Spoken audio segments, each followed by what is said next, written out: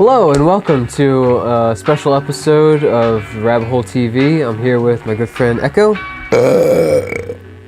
And he's going to talk about his latest short film that he just made. It's called Vicious Cycles. Vicious Cycles is about a biker gang. To be more specific, a bicycle gang. They fancy themselves the Hells Angels, but the Hells Angels, they are not. They find themselves at a local watering hole where they end up in some trouble with another biker gang. And, hilarity ensues.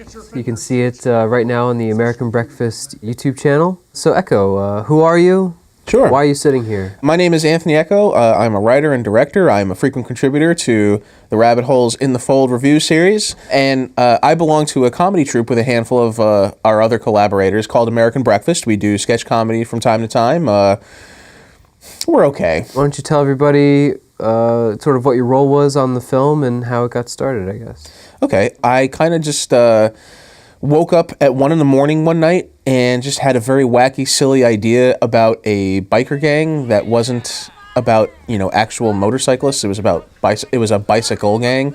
And I just kind of, the skit just kind of crapped out of me from there. So once the script was done, what was like your next step in developing it? This was probably the most ambitious sketch that American Breakfast has done. We're usually just like shooting for a day or two on campus or at somebody's house.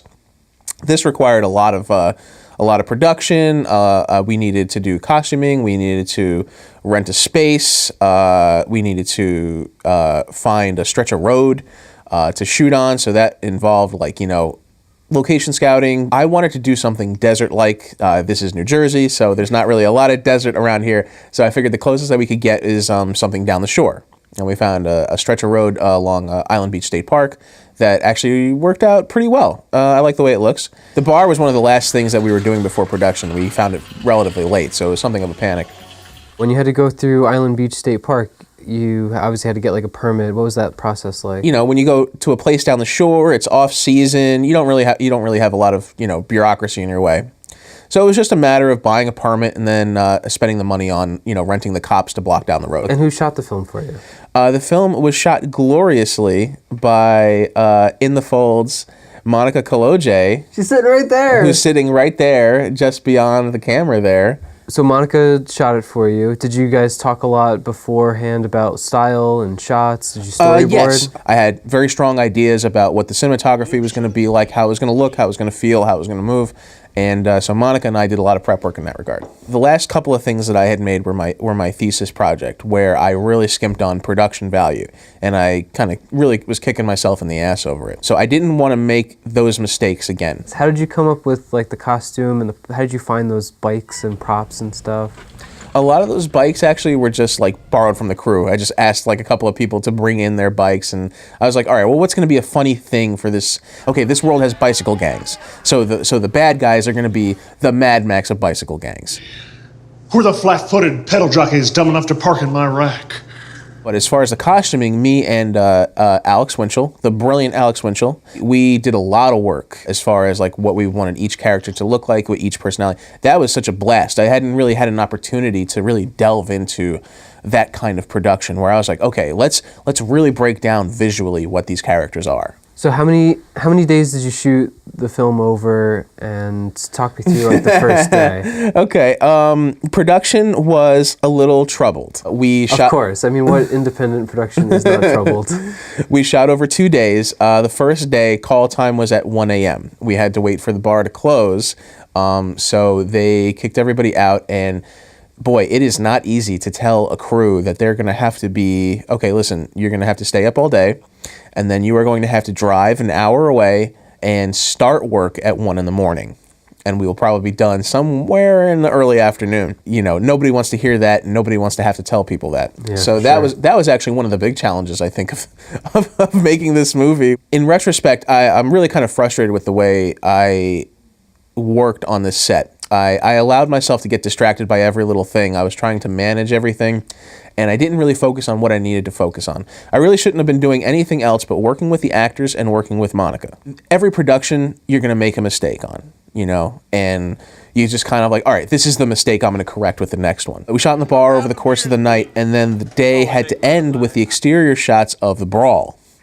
The Brawl was pretty troublesome. Not for me, or for the crew, but mostly for the cast, because we shot that with like 6 or 7 different angles, maybe more, and it took like maybe 2 or 3 hours to shoot. So they were already upset with me. We were already shooting from 1 in the morning on. This is about noon at this point. And then they had to get into a, largely coordinated fight at the end of the day. So they're already tired, they're already exhausted, they're already cranky, and then I had to have them beat the shit out of each other.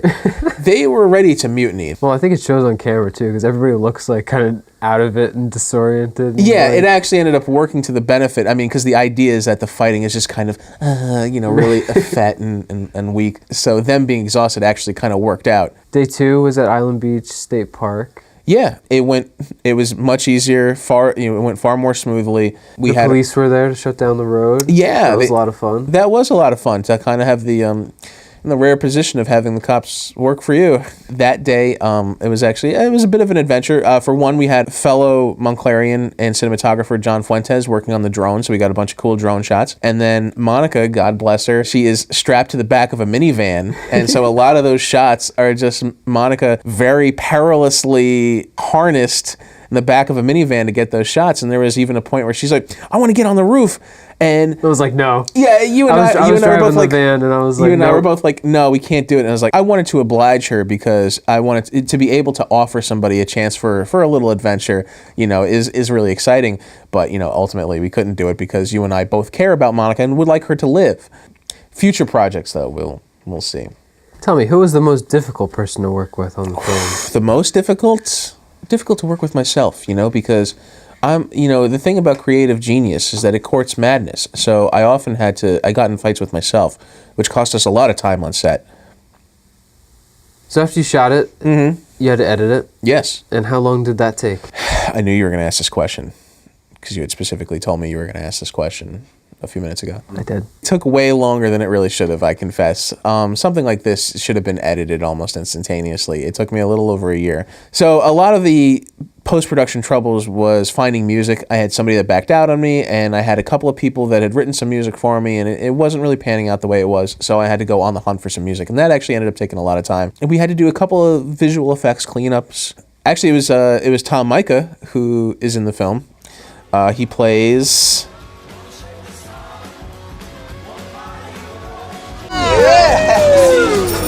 Oh yeah! I don't know anything about this movie. I don't know anything. Well, it's been a year. Yeah, really. But Tom actually is in addition to being a hilarious guy, is also a brilliant editor. So he helped me clean it up a lot. What was the best part in making the film? I love being on set. It's such a joy to watch actors work. I really do enjoy seeing what people bring to the table. Because even on something as silly and as light as something like Vicious Cycles, you still kind of have to, who are these people? What do they want? What are they looking for? Where are they coming from? So to watch actors try to carve that out for themselves is really fascinating to me. Hey, who was our gaffer? I don't know. Who was our gaffer, Anthony? It's the evolved version of Alex Winchell. One Mike Pacina, who did a beautiful job. It looks gorgeous. I just love working on stuff with my friends. It's just the best. When you finally have gotten to that moment where everybody's together and you're on set and you know what you're gonna do, and just to do it, and then you get to see it at the end. It's just no better feeling. But since you mentioned that, we ended the second day with, we were on the beach already, so you know what, let's take an hour, just walk to the beach, and just kind of savor this moment and just hang out for a little bit. It's all right, we got the job is done. We even finished a little early on the Sunday, so we got down to the beach and we all just took that picture, and I felt like a proud father to have everybody there and to have everybody, happy, productive, successful, working. It was just a really magical moment for me. I was very proud and very happy. So what do you plan on doing with the film now that it's done? Well, now it's festival circuit. And what's next for you? Next project is coming up next month. Is called Bro Job. I don't want to give too much away, but it'll be I'll say this much. It's going to be a lot easier of a shoot than Vicious Cycles. I will say that much. Look for that sometime in 2025. Well, thanks for stopping by. Thanks for talking about Vicious Cycles with me. Yeah. It's, again, on the American Breakfast YouTube channel. Yep. American Breakfast Sketch Comedy. We have a variety of other sketches. And, yeah, more stuff coming your way.